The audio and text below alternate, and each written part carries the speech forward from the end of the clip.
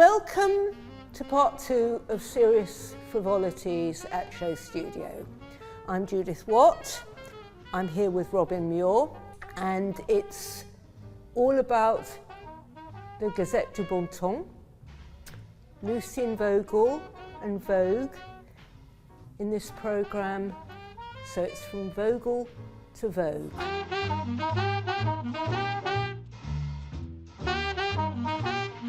Well, should we start with Lucien? I call him Lucien Vogel. Yep.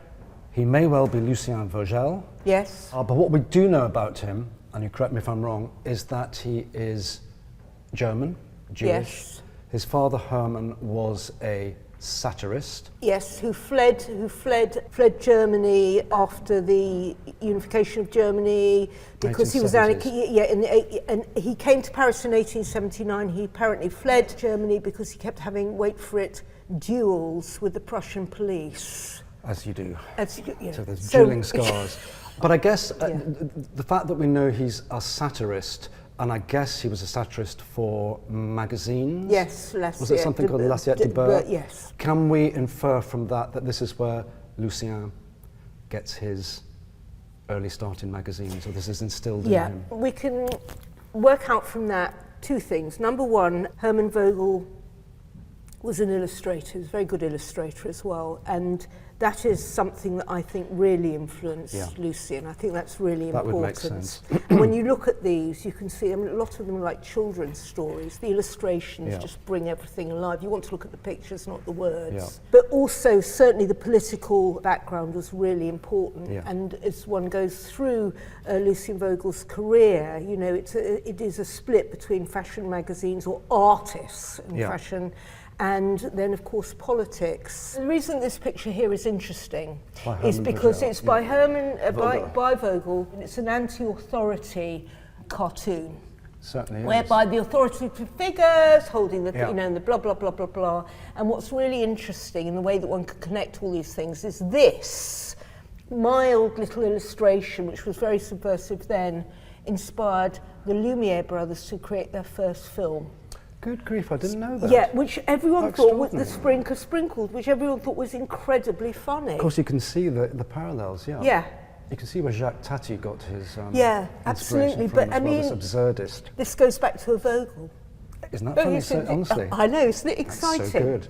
So, and we love Vogel. I'll tell you what I love Vogel so much, is that he really is the first to think that fashion could be a branch of the fine arts. Yep. And by commissioning these wonderful illustrations, these pochoir illustrations for the magazine that we're going to come on to, Gazette du Bon Ton, you can see that in practice. Yes. And at a parallel time, a sort of symbiotic, contemporaneous time, Condé Nast, the man, is thinking exactly that for when he's wanting to create his own fashion magazine, which of course becomes Vogue. What was happening in Paris at the time was that because the art world was so exploding in Paris, which is kind of everybody knows about, but the idea, and I've talked about it before, was how do we make this really interesting? There's all this extraordinary, very contemporary work going on, and fashion is looking really just dull and part of the old century. 1909, it's not even 10 years into the new. So what are we going to do? And Poiret apparently approached Lucien Vogel, which you can wind back on the Lucien Vogel, which would have been 1907, 1908, when Lucien Vogel had become editor-in-chief of Art and Decoration magazine. Knew everybody, married Cosette de Brunhoff, doing publicity material for the Diaghilev and the Russian Ballet. And he said, I think, you know, what am I going to do? And as I understand it, Lucien, which I'll call him Lucien Vogel, Lucien, said, I think you should get an artist to illustrate it. I mean, there are so many out there, darling. You know that, and you love it, and let's try it. And so Poiret said, marvellous, marvellous, who should I have? And Vogel, it seems to me, from my research, says, I know somebody. He works for my father at L'Assiette de Beurre. So he gets a satirist in to illustrate. What an extraordinary, yes, exactly. Isn't that genius? And also, when you look at those Poiret, that revolutionary Poiret 1908 album, it has so many references to David and the Directoire, etc., but the great modernity of it as well. But how clever to think of getting somebody that isn't involved in the fashion world to come and make your first fashion illustrations, so they come fresh to the market in a way. They have no preconceptions. They're not involved in the world. They're not sort of in anybody's pay. And being a satirist, they've got this sort of eye which can make for telling detail and just teeter on the right edge of taste sometimes. There's a great deal of modernity, but there's also, I mean, I think what makes Lucien be able to speak business-wise to Condé is the fact that it sounds like when you look at him, he's written about by certainly Edna Woolman Chase as a kind of fluffy buffoon. Oh no, goodness, no, shrewd as hell. There are two things, more things about Condé Nast which is very important. He is very, very keen on the way his magazine looks, obviously, and very involved in that. The aesthetics of it are very, very important, much as Lucien is, obviously, with Bon Ton and later Vue and so on. But Condé never forgets that there is such a thing as it is the fashion business, and it's all about generating money. It's about making money for everybody, advertisers, blah, blah, blah, blah, and also being a press baron Moncay, making money for himself, because that's what it's all about. It's about making money, and that's all that Condé Nast has ever really been able to do, is to make money through publishing. And when he applies all the instinctive things he thinks is going to work for Vogue, bringing in fashion, state-of-the-art printing, better paper quality, all these things which is an expense, come together and they make this incredible magazine, which within 18 months of him buying it, the advertising revenue has gone up 90,000 and circulation has shot through the roof. But he and Lucien share the same ideals. As I said before, it's all about bringing fashion, making fashion serious. Yes. It's a frivolous world, we know that, but making it serious, trying to turn it into a branch of the fine arts, getting it the respect that these wonderful couturiers like Poiret, Doucet, Worth deserve. Yeah. Because these things are, well, they're works of art, as we know from the V&A and all the fashion exhibitions. It's a very interesting kind of spider's web, because with Lucien producing the Bon Ton, that the story that he does for Art and Decoration with Edward Steichen, for example. The genesis, they say, of fashion photography. Yeah, that was. And Steichen was dragged, kicking and screaming, into that studio. I mean, he didn't want anything to do that reeked of commerce in any way. No. He's a pictorialist. He's trying to turn photography into art, and here he's being dragged into to do some sort of very clever of Vogel to do that. Oh, very clever, yeah. Because the artists said exactly the same thing. They didn't want to do it either. It seems like a frivolous mad? Thing. And he said, "Well, you'll get paid." Yeah, exactly. And the great thing I love about Bon Ton, though, is that if you look at the cover of Bon Ton, there is no pretense to anything other than art, mode, frivolity. You know, you exult in what it is. Yeah. And also, can I just actually point out, I'm fascinated the fact, Judith, that we don't have New York, Rome, Milan, Paris. We have New York, St. Petersburg, Berlin, and Buenos Aires. Yep. And Buenos Aires has always intrigued me. It's, who on earth thought, I mean, stand corrected on so many levels, who on earth thought that in 1914 Argentina was a sort of cultural hub of fashion? And of course it was. And Condé Nast's vision after creating American Vogue was to immediately think about doing a Vogue Argentina, which he did do. I find that fascinating. Oh, it is amazing. So he did it and it lasted, of course, it didn't actually last then, because in the end, Buenos Aires wasn't the Paris of the sort of southern hemisphere after all. And it only lasted a couple of years, maybe 18 months.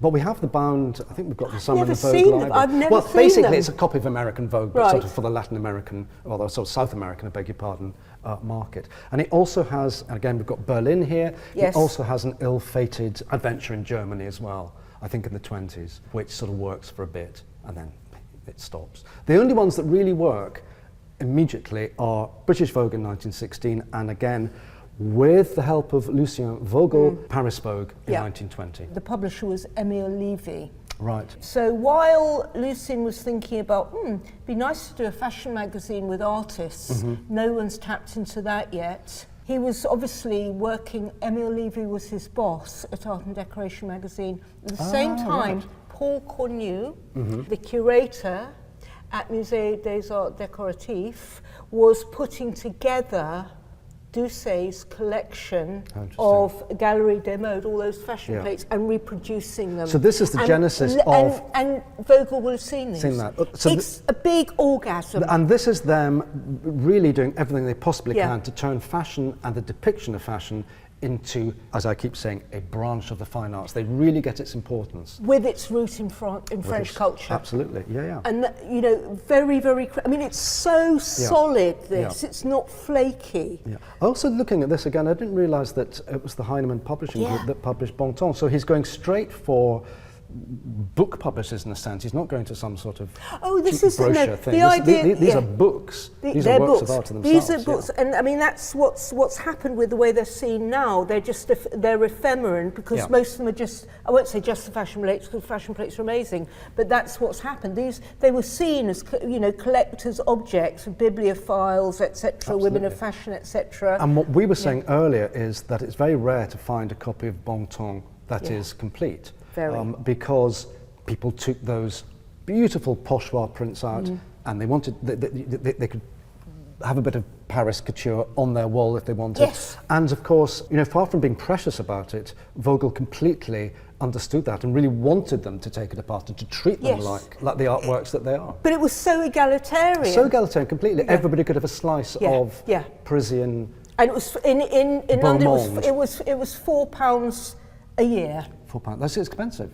That's expensive, but it's not that expensive because I've been looking up. Obviously it's bloody expensive. But I heard later on, as we approached the sort of second wave of Bon Ton, maybe in the 20s, that the subscription, I don't know where I read this, it was the same, it was advertised at the same price as a decent second-hand car. Was it really? Yeah, I hope I haven't invented that. I think I did read that somewhere. I hope that's true. I think it is true. I mean, I have no reason to think it wouldn't be true. But again, that raises another thing. It's the cost of producing these things is enormous. Yes. And I know we're slightly ahead of ourselves, but when Lucien Vogel and Condé Nast team up in 1920. No, 1915. 1915. For those two special issues. Two special issues, you're quite right. Yes. But in earnest in 1920. Earnest, yes, 1920, yes. Condé Nast by now has this state-of-the-art printing press outside in Greenwich, Connecticut. So it's like a machine. He's able to make these things, beautiful things, relatively cheaply because all the infrastructure is there. It's one of the first issues of British Vogue, and this illustration is by Georges Lepat because one of the things when the First World War started in August 1914 and everything literally just went to pieces and on so many levels. That is really when Condé Nast, I think, stepped in, and the artists, of course, Lucien Vogel was still trying. The Gazette du Bon Ton stopped in August 1914, but the artists, he said, all the artists went and got freelance work, in particular for Vogue, and that's really when the change happens. Absolutely. I think those opportunities, and they just by late 1915 they're in there working for Vogue. Condé is nothing. He's an opportunist in the nicest possible way. He sees an opening and he takes it. So he saw that these Gazette du Bon Ton artists, whom he has loved for ages and ages and ages, are going to be without work, and it's the perfect time to swoop in and grab them. Who would have guessed that something as insubstantial, something as ephemeral, something as fragile as a magazine, thinking of American Vogue, would shape American taste in art, in music, in cuisine, in architecture, in literature. I mean, it's not just Vogue, but these magazines had a real impact in those days, and hundreds of thousands of copies were sold. But I agree, taste. And I absolutely, and I mean that's the great thing about Condé Nast and Vogue, was the idea of international cafe society. Yeah. I mean you've just done that fantastic Beaton exhibition at the National Portrait Gallery. I mean this explosion that happened after the war with a generation born in 1900 or 1903 that had escaped it, and of course the mania after the devastation of the war and the flu epidemic, worldwide flu Absolutely. epidemic. You know, people just wanted to party and did. celebrate being alive and having fun.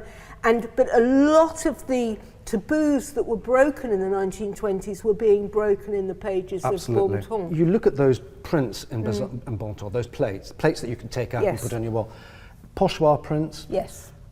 What's the process? Pochoir printing is basically stencil printing, and it goes back to the 15th century European, but it is also From being... Gutenberg Bible time. Yes, but it's also being practiced in Japan. 1902, yet another Japanese print exhibition. They have one basically every year in Paris. So that's very, very important in terms of the design. That's a whole different area. So what you do is you get the artist to do a drawing, and they colour it in all of this. I saw this in Paris for the Robe de Pourpoire, really rough. This is it. And that is then worked up by the artist, and then it is given to a printer, and they break it down bit by bit by bit by bit. So every tiny bit of it has a different stencil. So the artist is involved through the whole absolutely, process and as well, signs it off at the end. and comes back to it and back to it and reworks it. Karl Lagerfeld collecting all the watercolours. You see these loose watercolours, but this is divine. So every single little bit like that. So they're doing that up to 30. They can do 30 pressings for each little bit. Wait for it. That's for every single print in the 2,000 magazines. So you are getting really a fantastic artwork. So that's why it's so expensive. This is why it costs. Quality costs. Yes, no, it's true. Quality costs. It is. The yellow's so good. Sounds like isn't that divine? Antiques Roadshow. Quality costs. Yeah. Flog it. But it is extraordinary, the amount of work that goes into it. And again, which I keep stressing, this is meant to be an ephemeral, insubstantial item. It's a magazine. The Condé Nast knew that Vogue, I don't say this about the Gazette du Bon Ton, but he knew that Vogue would be read once a week. Yes. Another one comes along a fortnight later, and the other one's consigned to the bin technically, or the attic maybe, but magazines he knew they were disposable, and also, which was a good thing because he wanted everything to be new. He didn't want to sort of hark back to previous issues, if you like. So everything had to go forward. Absolutely. The thing about this is it's such a work of love. Yeah. And Vogel was an obsessive perfectionist, made so by his father. He had to leave the École des Beaux-Arts, where he was studying architecture when he was 17. He just got there because his father became paralysed and he had to go and earn money for the whole family. So that's how he started working at Hachette. That's how it started. But he had learnt from, standing at his father, that high, about layout. Yeah. And he was upset, and that's it. As far as he's concerned, hun, you're getting a bloody good package, don't chuck it away. There's no doubt that Vogel was an absolute perfectionist. Yeah, no, completely. As was Condé. I mean, ridiculously both of them. Yeah, but you can see the obsession in their dress, can't you? Yeah. They loved it. They absolutely loved it. Isn't it great? And I love them both. I know. And tell me, because you know a little bit about what. Because Bon Ton closes in 1920... No, 1925. So I want to know what happens to Vogel, Lucien, after that. Okay, so he's already started... Well, he started setting up Vogue Paris. With Condé, with Condé, and Cosette becomes the first fashion editor, and of course the young sidekick, Michel de Brunhoff. Divine Michel de Brunhoff is putting it together. Absolutely. I mean, it's very, this is the great character, They're putting it together, and he...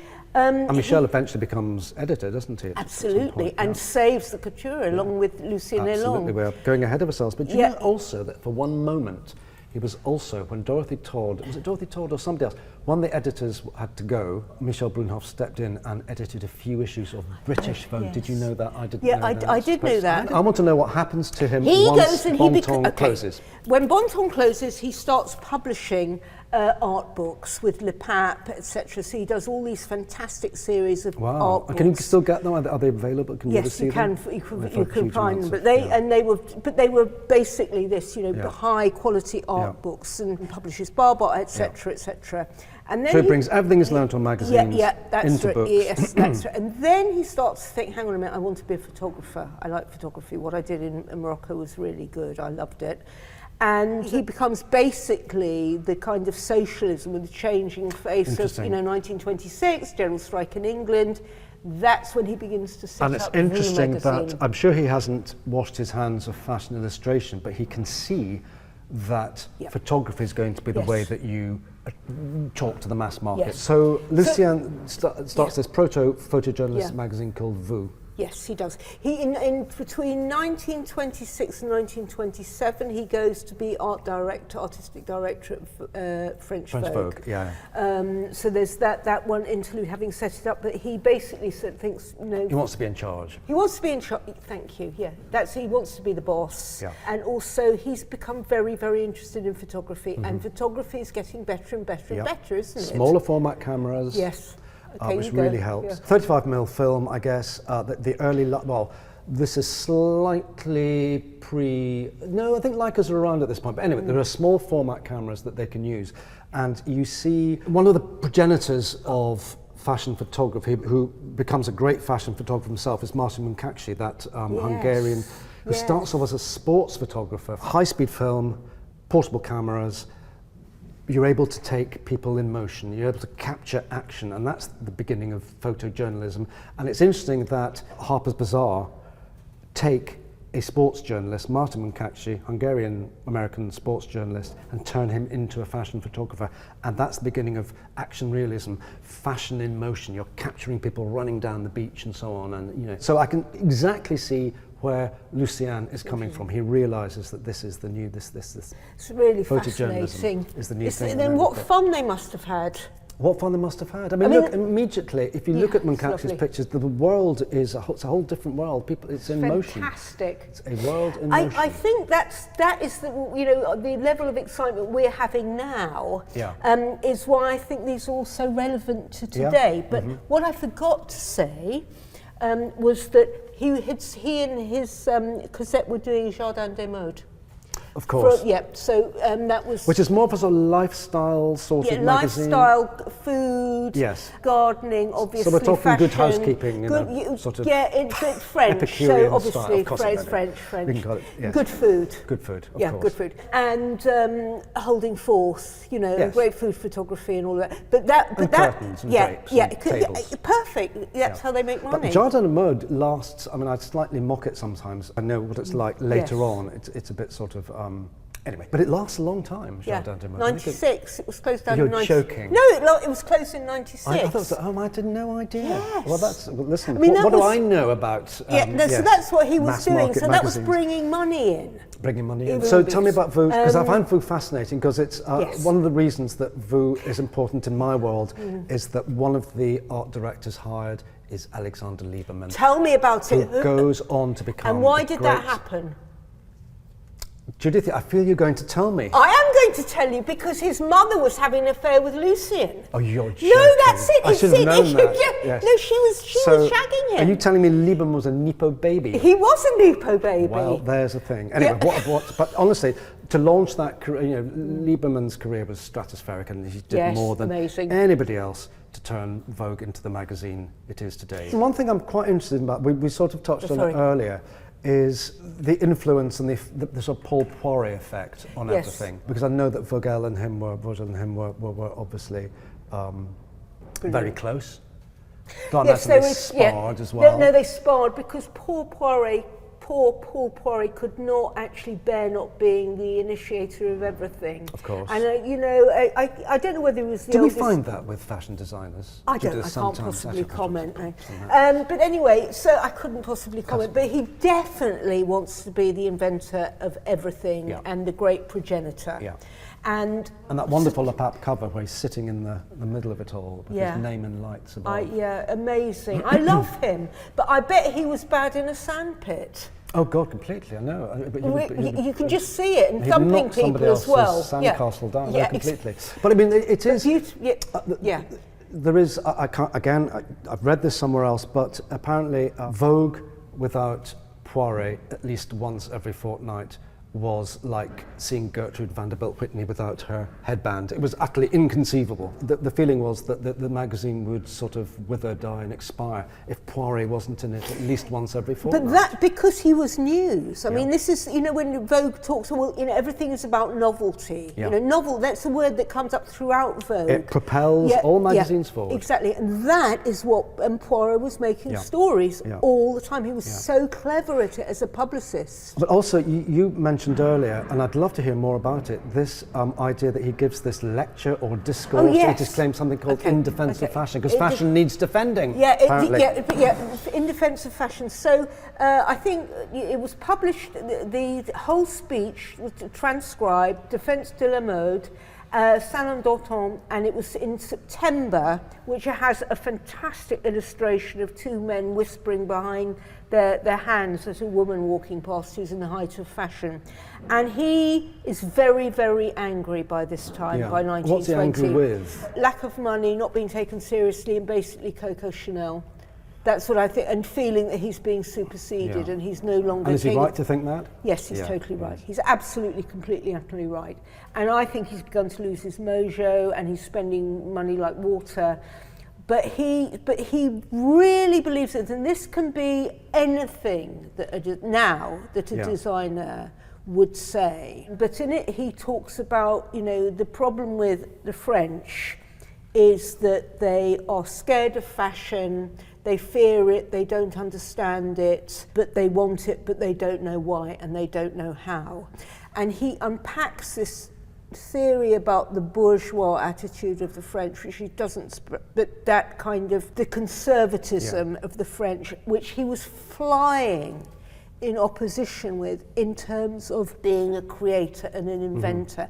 And what Vogel has set him up with is these designers are artists. And so it's him against the industry. This is about that, and he's talking about all the problems, and how it's no good not buying clothes because you're going to miss the boat anyway. But what he talks about is he calls the fashion she, and he feminizes her and says she's a neurotic, nervous type. She's very shy, but she's also very brave because she's ahead of everybody else. There's a bit of self-projection going on as well. Yes. But she has great courage, and the she is the Parisienne. Like in 1900, the Great Exhibition, you've got the Parisienne's huge figure dressed by Paquin as La Parisienne. That's it. And this magazine is full of Parisians, so is Vogue, and they lead it. But in Defense of Fashion, if you read it out today, it might have some contemporary. It's completely relevance. Contemporary, apart from the terrible waffling. But no, because there's a lot. The writing in Gazette du Bon Ton, and sometimes writing in Vogue as well, fashion writing leaves a great deal of sense aside.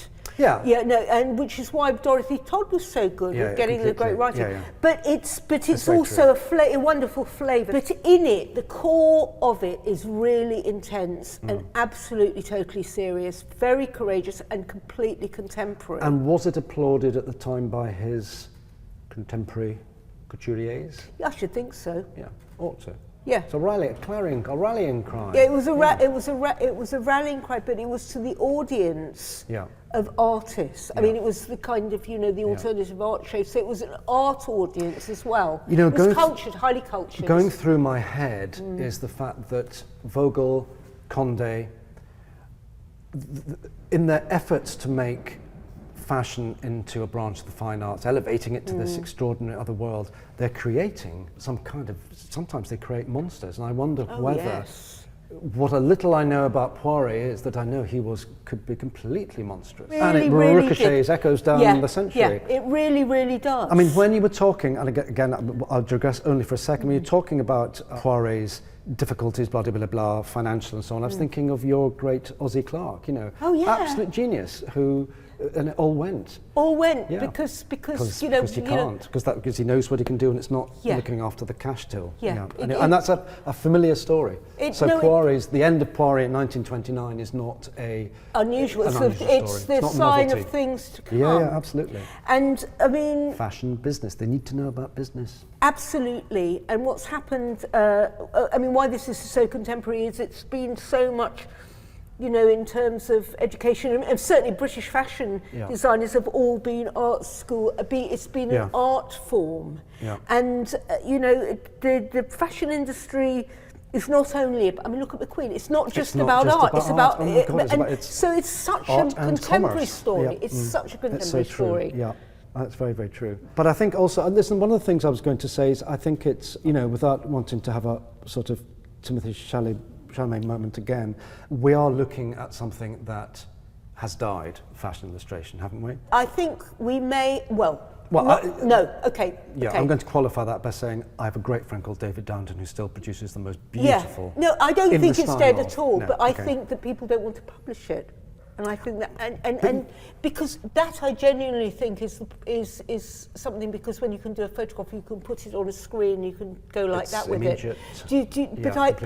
But these are I don't considered. think that's what's important. I mean, Julie Verhoeven Yeah. has just produced a fantastic book called Art School, which is the biggest send-up I have ever seen. It's positively Cruikshankian. Oh gosh. It's one, but you know, her illustrations and that, and No, the okay, so satire. it's still going. It's very much still going. And but I guess also that fashion designers, I know Eve did it a lot and Carl did it, but they still sketch their ideas first, don't they? Yeah, some of them. Absolutely, no, loads of them do. Yeah. You know, because that's the quickest They're way drawing, of doing it. Yeah, because they've been at art college. So there is illustration there somewhere. Yes, Okay. there is. But what I think is modern, I mean, what is modern about it is the idea that yes, it is a fashion industry, but we're going to be bloody creative, and guess what? You're going to need us. Yeah. And that is what you have here, Yeah. and that's what Condé Nast absolutely understood.